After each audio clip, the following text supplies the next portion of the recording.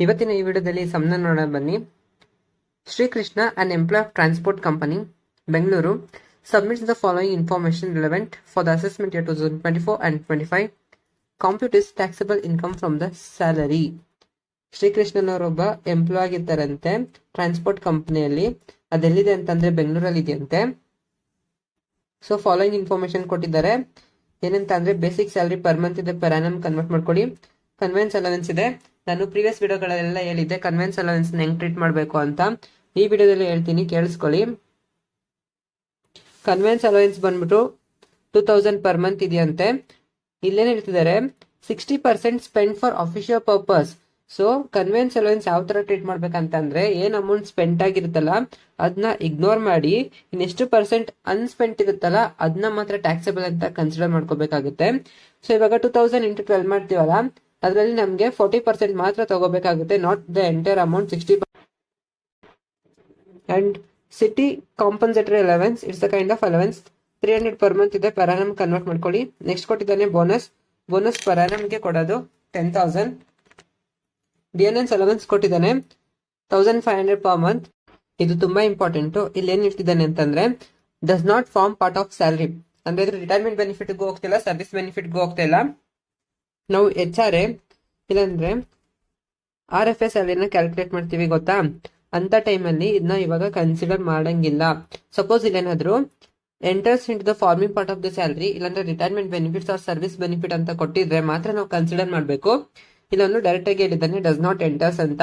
So ಇನ್ನು ನಾವು HRA ಇಲ್ಲಾಂದ್ರೆ RPF ಸ್ಯಾಲರಿನ RFS ಸ್ಯಾಲರಿನ ಕ್ಯಾಲ್ಕುಲೇಟ್ ಮಾಡ್ಬೇಕಾದ್ರೆ ಇಗ್ನೋರ್ ಮಾಡ್ಬೇಕಾಗುತ್ತೆ. ಕ್ಯಾಲ್ಕುಲೇಷನ್ ಮಾಡ್ಬೇಕಾದ್ರೆ ನಿಮ್ಗೆ ಅರ್ಥ ಆಗುತ್ತೆ. ಸೊ ಇಲ್ಲಿ ನೆಕ್ಸ್ಟ್ ಹೇಳ್ತಿದ್ದಾನೆ, ಹೌಸ್ ರೆಂಟ್ ಅಲವೆನ್ಸಸ್ ಬಂದ್ಬಿಟ್ಟು 5000 ಪರ್ ಮಂತ್ ಇದೆ ಅಂತೆ. ಸೊ ಇಲ್ಲಿ ಡೈರೆಕ್ಟ್ ಆಗಿ ಕೊಟ್ಟವನೆ HRA ಅಂತ. ಸೊ ನಾವು RFN ಇಲ್ಲಿ ಕ್ಯಾಲ್ಕುಲೇಟ್ ಮಾಡಂಗಿಲ್ಲ, HRA ನ ಕ್ಯಾಲ್ಕುಲೇಟ್ ಮಾಡಬೇಕು. ನಾನು ಪ್ರೀವಿಯಸ್ ವಿಡಿಯೋದಲ್ಲಿ ಹೇಳಿದ್ದೆ HRA ಕೇಳಿದ್ರೆ ಯಾವ ತರ ಕೇಳ್ತಾರೆ ಅಂತ. ನೋಡಿ, ಇದೇ ತರ ಕೇಳೋದು. ಡೈರೆಕ್ಟ್ ಆಗಿ ಕೇಳ್ತಾನೆ ಹೌಸ್ ರೆಂಟ್ ಅಲವೆನ್ಸ್. ಆದ್ರೆ RFN ಮಾತ್ರ ಸ್ವಲ್ಪ ತಿಕ್ಲು ತರ ಕೇಳೋದು. ಹೌಸ್ ರೆಂಟ್ ಅಲವೆನ್ಸ್ ಬಂದ್ಬಿಟ್ಟು 5000 ಪರ್ ಮಂತ್ ಇದೆ. ಇವ್ನಿಗೆ ಅಲವೆನ್ಸ್ ಬರ್ತಿರೋದು 5000, ಬಟ್ ಇವ್ನು ಎಷ್ಟು ರೆಂಟ್ ಪೇ ಮಾಡ್ತಿದ್ದಾನೆ ಅಂತಂದ್ರೆ 7000 ಪರ್ ಮಂತ್ ರೆಂಟ್ ನ ಪೇ ಮಾಡ್ತಿದ್ದಾನಂತೆ. ನೆಕ್ಸ್ಟ್ ಏನ್ ಹೇಳಿದ್ದಾರೆ, payment of LIC premium by the ಕಂಪನಿಯವರು LIC ಪ್ರೀಮಿಯಂ ನ ಪೇ ಮಾಡ್ತಿದಾರಂತೆ 4000 ಪರ್ ಆನಮ್. ಇದು ಪರ್ ವಿಸಿಟ್ಸ್ ಆ ಹೆಡಿಂಗ್ ಅಲ್ಲಿ ಟ್ರೀಟ್ ಮಾಡ್ಬೇಕಾಗುತ್ತೆ. ಸರ್ವಿಸಸ್ ಆಫ್ ಪರ್ಪಿಸಿಟ್ಸ್ ಅಲ್ಲಿ ಹೆಂಗಂತ ಅಂದ್ರೆ, ಕಂಪ್ನಿ ಬಂದ್ಬಿಟ್ಟು ಎಂಪ್ಲಾಯ್ಗೆ ಏನೇ ಒಂದು ಬೆನಿಫಿಟ್ಸ್ ಕೊಟ್ರು ಅಡಿಷನಲ್ ಟು ದ ಸ್ಯಾಲರಿ ಅದನ್ನ ನಾವು ಪರ್ಪಿಸಿಟ್ಸ್ ಅಂತ ಟ್ರೀಟ್ ಮಾಡ್ತೀವಿ. ನೋಡಿ, ಇಲ್ಲಿ LIC ಪ್ರೀಮಿಯಂ ಬಂದ್ಬಿಟ್ಟು ಕಂಪ್ನಿಯವ್ರು ಪೇ ಮಾಡ್ತಿದ್ದಾರೆ. ಸೊ ಕಂಪ್ನಿಯವ್ರು ಬಂದ್ಬಿಟ್ಟು ಎಂಪ್ಲಾಯ್ಗೆ ಬೆನಿಫಿಟ್ ಕೊಡ್ತಿರೋದ್ರಿಂದ perquisites. Service of sweeper paid by the company. ನೋಡಿ, ಇದು ಕಂಪ್ನಿ ಬಂದ್ಬಿಟ್ಟು ಸರ್ವಿಸ್ ಕೊಡ್ತಿರೋದು ಎಂಪ್ಲಾಯ್ಗೆ 200 per month per annum convert ಮಾಡ್ಕೊಳ್ಳಿ. ಪರ್ಪಿಸಿಟ್ಸ್ ಹೆಡಿಂಗ್ ಅಲ್ಲಿ ಬರುತ್ತೆ ಇದು. LTC ಲೀವ್ ಟ್ರಾವೆಲ್ ಕನ್ಸೆಷನ್ 10,000 ಇದೆ. ಸೊ ಈ ಬ್ರಾಕೆಟ್ ಅಲ್ಲಿ ಇರೋದನ್ನ ನಾವು ಇಗ್ನೋರ್ ಮಾಡ್ಬೇಕಾಗುತ್ತೆ, ಸುಮ್ಮನೆ ಕೊಟ್ಟಿರೋದು, no use. Current block period ಅಂತ ಅಂದ್ರೆ, according to the current regime ಅದು ಬ್ಲಾಕ್ ಆಗಿದೆ, ಬಟ್ ನಾವು ಇಲ್ಲಿ ಸಮ್ ಮಾಡ್ತಿರೋದು ಓಲ್ಡ್ ರೆಜಿಮ್ ಪ್ರಕಾರನೇ. ನಾವು ಎಕ್ಸಾಮ್ ವ್ಯೂ ಪಾಯಿಂಟ್ ಅನ್ನು ನೋಡಿದ್ರೆ ನಾವು ಓಲ್ಡ್ ರೆಜಿಮ್ ಅಲ್ಲೇ ಮಾಡ್ಬೇಕಾಗುತ್ತೆ, not in the new regime. ಈ ಬ್ರಾಕೆಟ್ ಅಲ್ಲಿ ಇರೋದನ್ನ ಇಗ್ನೋರ್ ಮಾಡಿ.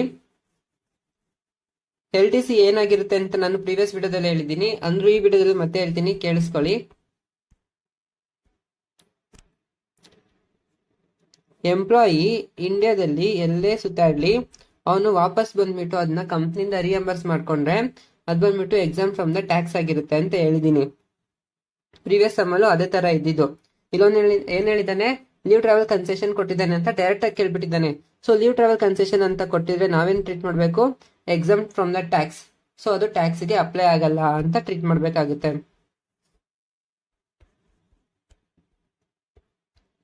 ನಾನು ಇಲ್ಲಿ ಅದೇ ಮಾಡಿರೋದು.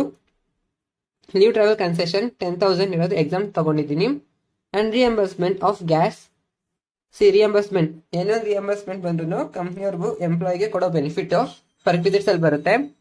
And water bill by the ಕಂಪನಿಯವರೇ ವಾಟರ್ ಬಿಲ್ ನ ಪೇ ಮಾಡ್ತಿದ್ದಾರೆ ಅಂತ ಎಂಪ್ಲಾಯ್ದು 2500 ಪರ್ ಆನಮ್ ಮೇಲೆ ಇದೆ. ಸೊ ಹಂಗೆ ತಗೋಬೇಕಾಗುತ್ತೆ. ಸೊ ನೆಕ್ಸ್ಟ್ ಬರೋ ತುಂಬಾ important, own contribution and company contribution to the RPF ಅಂತಂದ್ರೆ ರೆಕಾಗ್ನೈಸ್ಡ್ ಪ್ರಾವಿಡೆಂಟ್ ಫಂಡ್. ಇಲ್ಲಿ ಎಂಪ್ಲಾಯ್ನು ಕಾಂಟ್ರಿಬ್ಯೂಟ್ ಮಾಡ್ತಿದ್ದಾನೆ, ಎಂಪ್ಲಾಯರ್ ಕಾಂಟ್ರಿಬ್ಯೂಟ್ ಮಾಡ್ತಾ ಇದ್ದಾನೆ. ಇವರಿಬ್ರು ಬಂದ್ಬಿಟ್ಟು 14% ನ ಕಾಂಟ್ರಿಬ್ಯೂಟ್ ಮಾಡ್ತಾನೆ. ಎಂಪ್ಲಾಯ್ನು 14% ಕಾಂಟ್ರಿಬ್ಯೂಟ್ ಮಾಡಿದ್ರೆ ಎಂಪ್ಲಾಯರ್ 14% ನ ಕಾಂಟ್ರಿಬ್ಯೂಟ್ ಮಾಡ್ತಾನೆ. ಇಬ್ರು ಈಕ್ವಲ್ ಅಮೌಂಟ್ ನ ಕಾಂಟ್ರಿಬ್ಯೂಟ್ ಮಾಡ್ಬೇಕಾಗುತ್ತೆ RPF ಅಲ್ಲಿ. ಸೊ ನಾವಿಲ್ಲಿ ಓನ್ ಕಾಂಟ್ರಿಬ್ಯೂಷನ್, ಎಂಪ್ಲಾಯ್ ಏನ್ ಕಾಂಟ್ರಿಬ್ಯೂಷನ್ ಮಾಡ್ತಾನಲ್ಲ ಅದನ್ನ ಇಗ್ನೋರ್ ಮಾಡಬೇಕು. ಕಂಪ್ನಿ ಇಲ್ಲ ಅಂತ ಅಂದ್ರೆ ಓನರ್ ಎಂಪ್ಲಾಯರ್ ಏನ್ ಕಾಂಟ್ರಿಬ್ಯೂಟ್ ಮಾಡ್ತಾರಲ್ಲ ಅದನ್ನ ಮಾತ್ರ ರೆಕಾರ್ಡ್ ಮಾಡ್ಬೇಕಾಗುತ್ತೆ. ಅಂಡ್ ನೆಕ್ಸ್ಟ್ ಏನ್ ಹೇಳ್ತಿದ್ದೇನೆ, RPF ಬಂದ್ಬಿಟ್ಟು 14% ಆಫ್ ದ ಸ್ಯಾಲರಿ ಅಂತೆ. ನಾವಿಲ್ಲಿ RPF ಸ್ಯಾಲರಿನ ಸಪ್ರೇಟ್ ಆಗಿ ಕ್ಯಾಲ್ಕುಲೇಟ್ ಮಾಡ್ಕೋಬೇಕಾಗುತ್ತೆ. RPF ಸ್ಯಾಲರಿ ಕ್ಯಾಲ್ಕುಲೇಟ್ ಮಾಡಬೇಕು, ಅದನ್ನು ಮಾಡಿ ತೋರಿಸ್ತೀನಿ. ನೆಕ್ಸ್ಟ್ ಏನ್ ಹೇಳಿದಾನೆ, interest credit to RPF at 14%, 14,000. ಇಲ್ಲಿ ಸರ್ಟನ್ ಎಕ್ಸಾಮ್ಷನ್ಸ್ ಬರುತ್ತೆ, ಅದನ್ನ ಹೆಂಗ್ ಟ್ರೀಟ್ ಮಾಡ್ಬೇಕಂತ ಆಲ್ರೆಡಿ ಪ್ರೀವಿಯಸ್ ವಿಡಿಯೋಗಳೆಲ್ಲ ಹೇಳ್ಕೊಂಡೇ ಬಂದಿದ್ದೀನಿ. ಈ ವಿಡಿಯೋದಲ್ಲಿ ಹೇಳಲ್ಲ, ನೀವೇ ಅರ್ಥ ಮಾಡ್ಕೊಳ್ಳಿ. ಅದ್ ಹೆಂಗಂತ ಗೊತ್ತಾಗ್ಬೇಕಂದ್ರೆ ಪ್ರೀವಿಯಸ್ ವಿಡಿಯೋಸ್ನ ನೋಡಿ. ನೆಕ್ಸ್ಟ್ ಏನ್ ಹೇಳ್ತಿದ್ದಾನೆ, gift worth 10,000 during the festival season received from the company. Previous sem ಅಲ್ಲಿ ಇದನ್ನ ಹೇಳಿದ್ದೆ. 5th ಸೆಮ್ ಅಲ್ಲಿ ಗಿಫ್ಟ್ ವೋಚರ್ ಬಂದ್ಬಿಟ್ಟು 7,000 ಇತ್ತು, ಇಲ್ಲಿ 10,000 ಕೊಟ್ಟಿದ್ದಾನೆ. ಇಲ್ಲೂ ಹೇಳ್ತೀನಿ ಕೇಳಿಸ್ಕೊಳ್ಳಿ, ಗಿಫ್ಟ್ ಯಾವಾಗೆಲ್ಲ ಬಂದ್ಬಿಟ್ಟು ಮೋರ್ ದೆನ್ 5,000 ರುಪೀಸ್ ಇರುತ್ತೋ ಅವಾಗ ನಾವು ಫುಲ್ಲಿ ಟ್ಯಾಕ್ಸಬಲ್ ಅಂತ ಕನ್ಸಿಡರ್ ಮಾಡ್ತೀವಿ.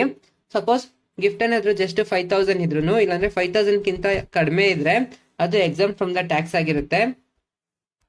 ಇದು ಪರ್ಕ್ವಿಸಿಟ್ಸ್ ಅಲ್ಲೇ ಬರೋದು, ಕಂಪ್ನಿಯವ್ರು ಬಂದ್ಬಿಟ್ಟು ಎಂಪ್ಲಾಯ್ ಕೊಡೋದು. ಇಲ್ಲಿ ನೋಡ್ಬೋದು ನೀವು,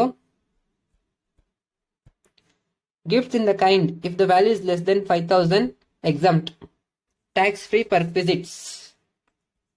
ಸೊ ಇಲ್ಲಿ 10,000 ಇದೆ, ಇಟ್ ಈಸ್ ಮೋರ್ ದೆನ್ 5,000 ತಾನೆ, ಕರೆಕ್ಟ್ ಅಲ್ವಾ? ಸೊ ಅದಕ್ಕೆ ನಾವು ಇದನ್ನ ಎಂಟೈರ್ ಅಮೌಂಟ್ ಟ್ಯಾಕ್ಸೇಬಲ್ ಅಂತ ಟ್ರೀಟ್ ಮಾಡ್ತೀವಿ. So let us solve some. Come guys. Computation of taxable income for the assessment year 2024 and 25. First salary heading ಅಲ್ಲಿ ಏನೇನು ಬರುತ್ತೆ ನೋಡ್ಕೊಳ್ಳೋಣ. ಬೇಸಿಕ್ ಸ್ಯಾಲರಿ ಕೊಟ್ಟಿದ್ದಾನೆ 8,000 ಪರ್ ಮಂತ್ ಕೊಟ್ಟಿದ್ದಾನೆ, ಪರ್ ಆನಮ್ ಕನ್ವರ್ಟ್ ಮಾಡ್ಕೋಬೇಕಾಗುತ್ತೆ. ಇಲ್ಲಿ ನೋಡ್ಬೋದು ಬೇಸಿಕ್ ಸ್ಯಾಲರಿ 8,000 ಪರ್ ಮಂತ್ ಇದೆ, ಪರ್ ಆನಮ್ ಕನ್ವರ್ಟ್ ಮಾಡ್ಕೊಳ್ಳೋಣ. ಡಿಎನ್ಎನ್ಸ್ ಪೇ ಕೊಟ್ಟಿಲ್ಲ, ಆದ್ರೆ ಡಿಎನ್ಎನ್ಸ್ ಅಲವೆನ್ಸ್ ಕೊಟ್ಟಿದ್ದಾನೆ, ಅದು ಅಲವೆನ್ಸ್ ಹೆಡಿಂಗ್ ಅಲ್ಲಿ ಮಾತ್ರ ಬರುತ್ತೆ. ಬೋನಸ್ ಕೊಟ್ಟಿದ್ದಾನ, ಕೊಟ್ಟಿದ್ದಾನೆ, ನೋಡ್ಬೋದು ನೀವು. ಬೋನಸ್ ಬಂದ್ಬಿಟ್ಟು 10,000 ಪರ್ ಆನಮ್ ಇದೆ, ಅದನ್ನ ಕೂಡ ರೆಕಾರ್ಡ್ ಮಾಡಿದ್ದೀನಿ. ಪರ್ ಆನಮ್ ಇರೋದನ್ನ ನಾನು ಯಾವುದಕ್ಕೂ ಕನ್ವರ್ಟ್ ಮಾಡೋಕ್ಕೂ ಆಗಲ್ಲ ಫರ್ದರ್. ಸೊ 10,000 ಇರೋದನ್ನ ನಾನು 10,000 ಬರ್ಕೊಂಡಿದ್ದೀನಿ. ಕಮಿಷನ್ ಕೊಟ್ಟಿಲ್ಲ, ಅರಿಯರ್ಸ್ ಅಂಡ್ ಅಡ್ವಾನ್ಸ್ ಆಫ್ ಸ್ಯಾಲರಿನೂ ಕೊಟ್ಟಿಲ್ಲ. ಸೊ ಒಂದು ಕ್ಲಿಯರ್ ಆಯ್ತು. ಎನ್ಕ್ಯಾಶ್ಮೆಂಟ್ ಆಫ್ ಅನ್ಯೂಲ್ ಲೀವ್ ಸ್ಯಾಲರಿ ಅವ್ನು ಕೇಳೋದು ಇಲ್ಲ, ಸೊ ಈ ಕ್ವಶನ್ ಅಲ್ಲಿ ಅದು ಬಂದೂ ಇಲ್ಲ.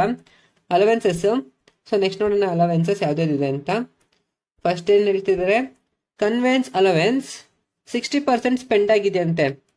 ಈ 2,000 ಪರ್ ಮಂತ್ ಇರೋದನ್ನ ಪರ್ ಆನಮ್ ಕನ್ವರ್ಟ್ ಮಾಡ್ಕೊಳ್ಳಿ, ಅನ್ಸ್ಪೆಂಟ್ ಮಾತ್ರ ನಾವು ರೆಕಾರ್ಡ್ ಮಾಡ್ಕೋಬೇಕಾಗುತ್ತೆ.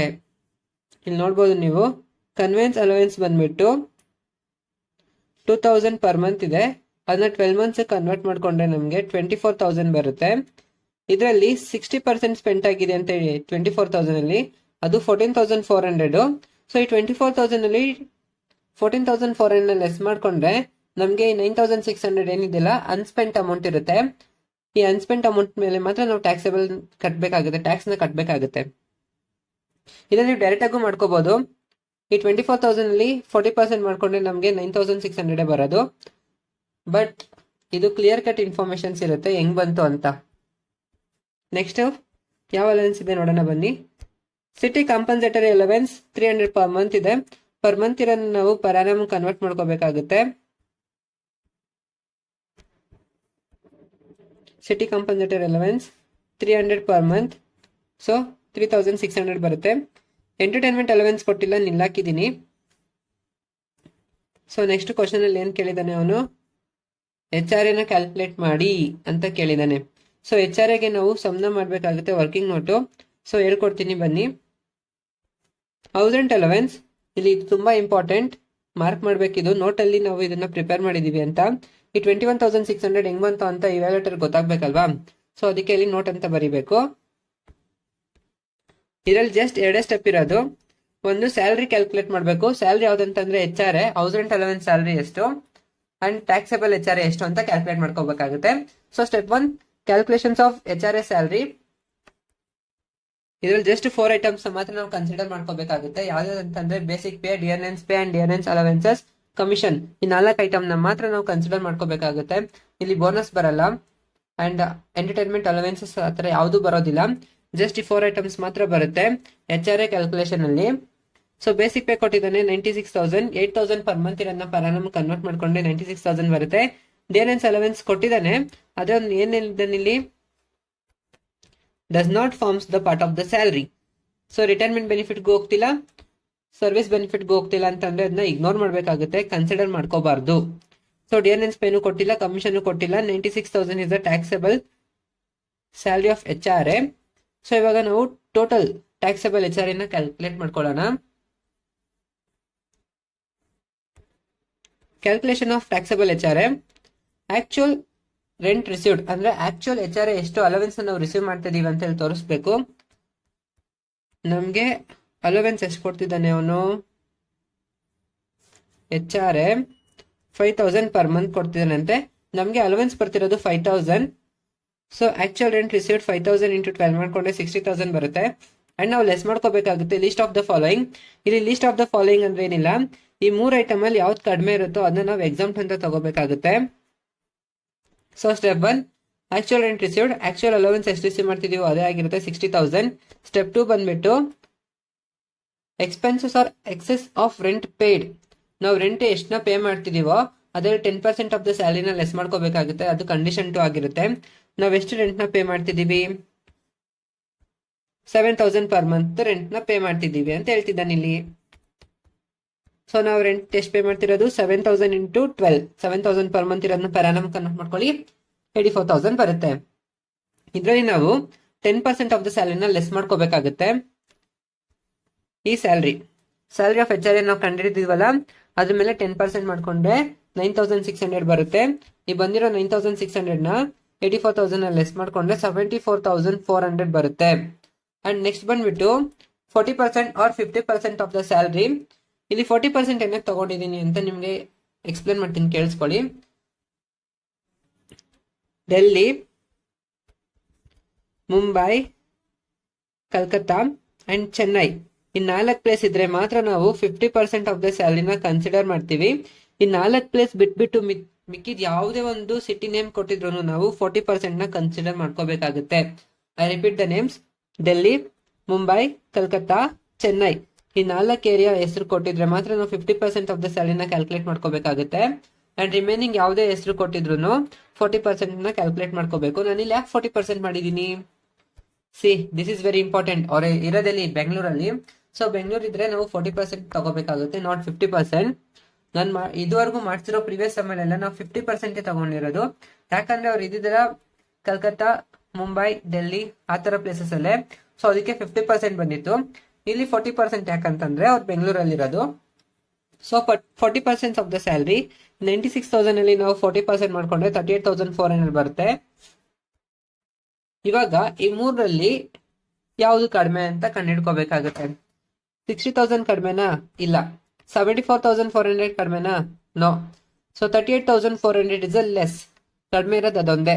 ಸೊ ಎಕ್ಸಾಮ್ HRA ಬಂದ್ಬಿಟ್ಟು 38,400. ಈ 60,000 ಅಲ್ಲಿ 38,400 ಲೆಸ್ ಮಾಡ್ಕೊಂಡ್ರೆ 21,600 ಬರುತ್ತೆ. That is not taxable HRA.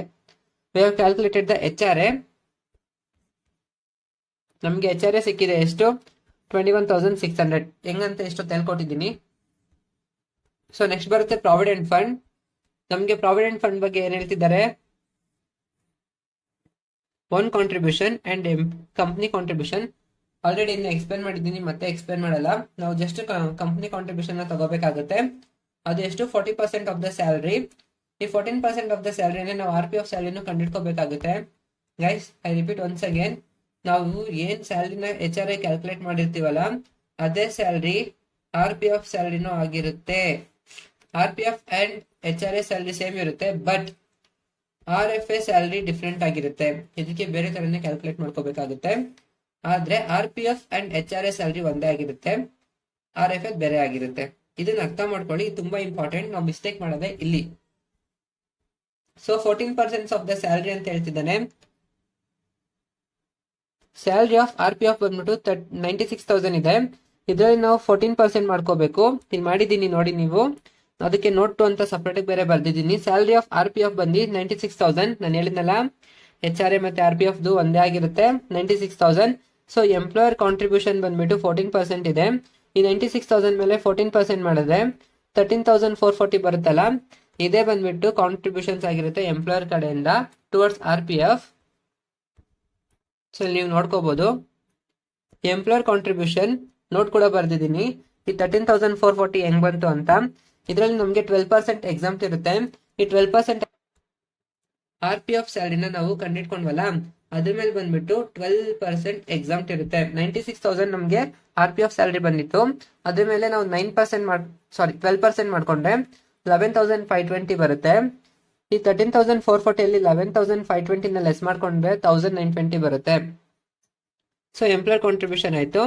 Next interest credited to RPF. Interest ಏನ್ ಹೇಳ್ತಿದ್ದಾನೆ, interest credited to RPF 14% at 14,000. 14% ಮತ್ತೆ 14,000 ಅಂತ ಹೇಳ್ತಿದ್ದಾನೆ. ಇದಕ್ಕೆ ನಮಗೆ 9.5% ಎಕ್ಸಾಮ್ ಇದೆ. ಇಲ್ಲಿ ನೋಡ್ಕೋಬಹುದು ನೀವು ಯಾವ ತರ ಟ್ರೀಟ್ ಮಾಡಿದೀನಿ ಅಂತ. ಇಂಟ್ರೆಸ್ಟ್ ಕ್ರೆಡಿಟೆಡ್ ಬಂದ್ಬಿಟ್ಟು 14,000.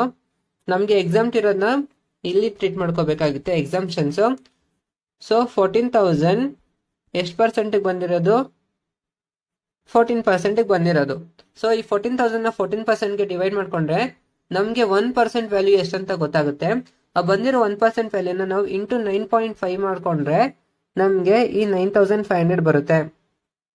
ಆ ಬಂದಿರೋ 9,500 ನ ಈ 14,000 ಲೆಸ್ ಮಾಡ್ಕೊಂಡ್ರೆ ನಮ್ಗೆ 4,500 ಬರುತ್ತೆ. ಸೊ ಇಲ್ಲ ಅಂತಂದ್ರೆ interest amount into exemption rate divided by interest rate. ಈ ಫಾರ್ಮುಲಾ ನಾನೇ ಕಂಡು ಹಿಡಿದಿರೋದು ನಿಮ್ಗೆ ಅರ್ಥ ಆಗ್ಲಿ ಅಂತ. ನಮ್ಗೆ ಇಂಟ್ರೆಸ್ಟ್ ಅಮೌಂಟ್ ಬಂದಿರೋದೆಷ್ಟು 14,000, ಎಕ್ಸಾಮ್ಷನ್ಸ್ ರೇಟ್ ಇರೋದೆಷ್ಟು 9.5%, ನಮ್ಗೆ ಇಂಟ್ರೆಸ್ಟ್ ರೇಟ್ ಎಷ್ಟು ಬಂದಿದೆ 14% ಬಂದಿದೆ. ಹಂಗ್ ಮಾಡಿದ್ರೆ ನಮ್ಗೆ ಸೀದಾ 9,500 ಆನ್ಸರ್ ಬರುತ್ತೆ. ಅದನ್ನ 14,000 ಲೆಸ್ ಮಾಡ್ಕೊಂಡ್ರೆ 4,500 ಬರುತ್ತೆ. ಇದೇ interest related to RPF. I hope you guys got it. And finally ಬರುತ್ತೆ ಪರ್ಕ್ವಿಸಿಟ್ಸ್. ಈ ಕ್ವಶನ್ ಅಲ್ಲಿ ಕೆಲವೊಂದು ಪರ್ಕ್ವಿಸಿಟ್ಸ್ ಕೊಟ್ಟಿದ್ದಾನೆ, ನೋಡ್ಕೋಬಹುದು ನೀವು. Payment of LIC services and LTC reimbursement ಇಷ್ಟು ಕೊಟ್ಟಿದ್ದಾನೆ. ಸೊ ಇದನ್ನೆಲ್ಲ ಟ್ರೀಟ್ ಮಾಡೋಣ ಬನ್ನಿ. ಫಸ್ಟ್ ಯಾವ್ದು ಹೇಳ್ತಿದ್ದಾರೆ, payment of LIC by the company 4,000 per month ಅಂತೆ. So that's a perquisite. Company ಕಡೆಯಿಂದ ಕೊಡ್ತಿರೋ ಬೆನಿಫಿಟ್ ಅದು, additional to the salary 4,000 per month per annum. LIC premium 4,000 per annum treat ಮಾಡಿದೀನಿ. ಸೊ ಸೆಕೆಂಡ್ ಏನ್ ಹೇಳ್ತಿದ್ದಾನೆ, ಸರ್ವಿಸಸ್ ಕೊಡ್ತಿದ್ದಾನಂತೆ ಸ್ವೀಪರ್ದು, ಅದು ಕಂಪ್ನಿಯವರೇ ಪೇ ಮಾಡ್ತವ್ರೆ 200 ಪರ್ ಮಂತ್ ಇದ್ರೆ ಪರ್ ಆನಮ್ ಕನ್ವರ್ಟ್ ಮಾಡ್ಕೋಬೇಕಂತ ಹೇಳಿದೀನಿ. 200 ಇಂಟು 12 ಮಾಡಿದ್ರೆ 2,400 ಬರುತ್ತೆ. ಅದು ಸರ್ವಿಸ್ ಆಫ್ ದ ಸ್ವೀಪರ್ ಆಯ್ತು. LTC ಏನಿಲ್ಲ, ಲೀವ್ ಟ್ರಾವೆಲ್ ಕನ್ಸೆಷನ್, ಅದನ್ನ ನಾವು ಎಕ್ಸಾಮ್ ಅಂತಾನೆ ಟ್ರೀಟ್ ಮಾಡ್ಕೋಬೇಕಾಗುತ್ತೆ. ರಿಯಂಬರ್ಸ್ಮೆಂಟ್ ಆಗಿದೆ ಗ್ಯಾಸ್ ಮತ್ತೆ ಎಲೆಕ್ಟ್ರಿಸಿಟಿ ಬಿಲ್ದು 2,500, ಅದನ್ನ ಕೂಡ ನಾವು ಟ್ರೀಟ್ ಮಾಡ್ಕೊಂಡಿದೀವಿ. ಇಲ್ಲಿ ನೋಡ್ಕೋಬಹುದು ನೀವು. LTC ಎಕ್ಸಾಮ್ 2 ರಿಯಂಬರ್ಸ್ಮೆಂಟ್ ಆಗಿದೆ gas, electricity and water bill 2,500 per annum treat ಮಾಡಿದೀನಿ. ಅಂಡ್ ಉಳಿದಿರೋದು ಇದೊಂದೇ, ಗಿಫ್ಟ್ ವರ್ತ್ ಆಫ್ ₹10,000 ಇವನು ರಿಸೀವ್ ಮಾಡ್ತಿದ್ದಾನೆ.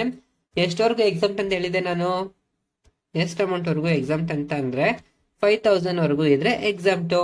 ಇಲ್ಲಿರೋದೆಷ್ಟು 10,000. ಸೊ ಎಕ್ಸಾಮ್ ಇದು ಇಲ್ಲ, ಫುಲ್ಲಿ ಟ್ಯಾಕ್ಸೇಬಲ್ ಆಗಿರುತ್ತೆ. ಸೊ 10,000 ಅಮೌಂಟ್ ನ ಕೂಡ ನಾವಿಲ್ಲಿ ರೆಕಾರ್ಡ್ ಮಾಡ್ಕೋಬೇಕು. ನಮಗ್ ಬಂದಿರೋ ಈ ಸ್ಯಾಲರಿ, ಅಲವೆನ್ಸಸ್, ಪ್ರಾವಿಡೆಂಟ್ ಫಂಡ್ ಮತ್ತೆ ಪರ್ಕ್ವಿಸಿಟ್ಸ್ ಅಮೌಂಟ್ ಎಲ್ಲಾನು ಆಡ್ ಮಾಡ್ಕೊಂಡ್ರೆ ನಮ್ಗೆ ಗ್ರಾಸ್ ಸ್ಯಾಲರಿ ಸಿಗುತ್ತೆ. ಅದೆಷ್ಟಾಗಿರುತ್ತೆ ಅಂದ್ರೆ 1,84,120. ಈ ಗ್ರಾಸ್ ಸ್ಯಾಲರಿಯಲ್ಲಿ ನಮ್ಗೆ ಸರ್ಟನ್ ಬೆನಿಫಿಟ್ಸ್ ಅಂದ್ರೆ ಡಿಡಕ್ಷನ್ಸ್ ಇರುತ್ತೆ. 3 ಡಿಡಕ್ಷನ್ಸ್ ಬರುತ್ತೆ. ಯಾವ್ದಾದ್ರು ನೋಡ್ಕೊಳ್ಳೋಣ ಬನ್ನಿ. ಒಂದು standard deductions under the section 16 subsection 1. ಇದು ಸ್ಟ್ಯಾಂಡರ್ಡ್ ಯಾಕಂತಂದ್ರೆ ಇದು ಫಿಕ್ಸ್ ಆಗಿರುತ್ತೆ 50,000. That's why it's the standard ಅಂತ ಕರೆಯೋದು ನಾವು. It is as per the IT act 50,000 ನಾವು ಲೆಸ್ ಮಾಡ್ಕೋಬೇಕಾಗುತ್ತೆ. Entertainment allowance only for the government employees only, ಇದ್ರಲ್ಲಿ ಕೊಟ್ಟು ಇಲ್ಲ. ಪ್ರೊಫೆಷನಲ್ ಟ್ಯಾಕ್ಸ್, ಇವ್ರು ಯಾವುದೇ ಪ್ರೊಫೆಷನಲ್ ಟ್ಯಾಕ್ಸ್ ಪೇ ಮಾಡಿಲ್ಲ. ಸೊ ಈ ಬಂದಿರೋ ಗ್ರಾಸ್ ಸ್ಯಾಲರಿ 1,84,120 ಅಲ್ಲಿ ನಾವು 50,000 ಲೆಸ್ ಮಾಡ್ಕೊಂಡ್ರೆ ನಮಗೆ ಬರುತ್ತೆ taxable income, that is 1,34,120 rupees. Hence we have calculated the taxable income from the salary. ಇಲ್ಲಿ ಕೇಳಿರೋದು ಏನು, compute the taxable income from the salary. So ನಾವು ಇಲ್ಲಿ ಟ್ಯಾಕ್ಸಬಲ್ ಇನ್ಕಮ್ ನ ಕ್ಯಾಲ್ಕುಲೇಟ್ ಮಾಡ್ಕೊಂಡಿದೀವಿ ಅಂತ ಅಂದ್ರೆ ಏನರ್ಥ, ನಾವು ಸಮ್ ನ ಸಾಲ್ವ್ ಮಾಡ್ಕೊಂಡಿದೀವಿ ಅಂತ ಅರ್ಥ.